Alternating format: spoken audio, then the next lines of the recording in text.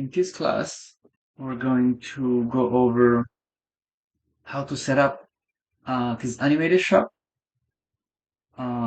There's people sitting in the waiting room, and they're like me, but prettier and better because maybe I'm not good enough. Yes, you are.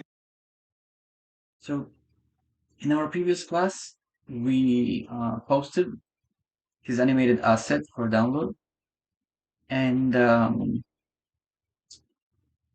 the animation is really well done. It's done by a friend of mine called Ozan Bazaldi, The same thing. and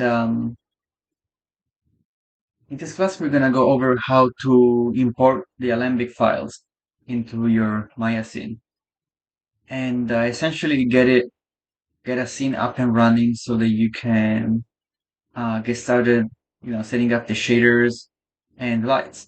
But before we get to that, um, we have to set up a camera. So essentially, this class goes over how to set up the scene so that you can place your camera, ideally in a way that is faithful to the intention that the animator had when they animated the character. Because usually the animator will animate the scene from a specific point of view. So when we set up our camera to render it, we want to be somewhat faithful of the intention, right? So we go over some stuff like focal length and how different focal lengths can produce different results. So some shots might benefit from a shorter focal length, and others may benefit from a longer focal length.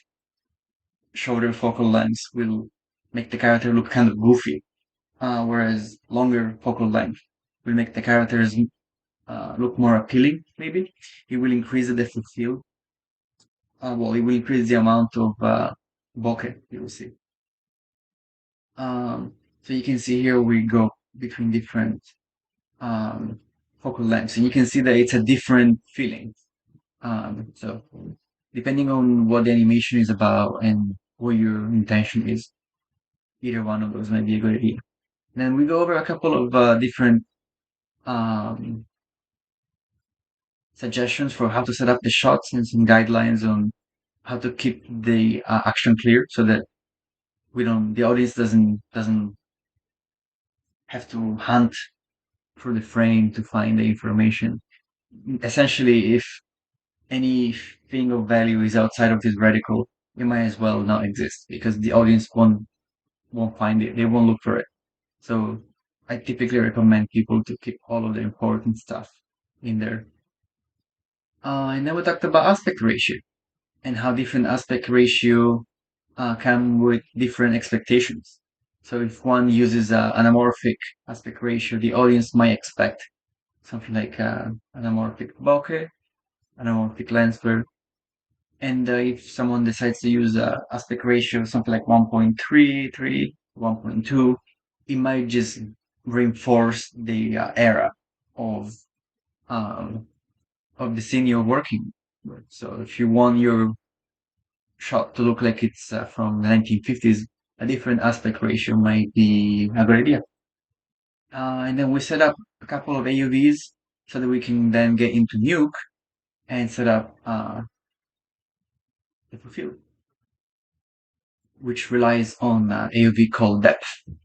Um, so we cover a lot of ground, and this is all just so we can then get started with setting up materials and lights. And there will be what the next class will be about. So hopefully you enjoyed this class. And thank you for your time.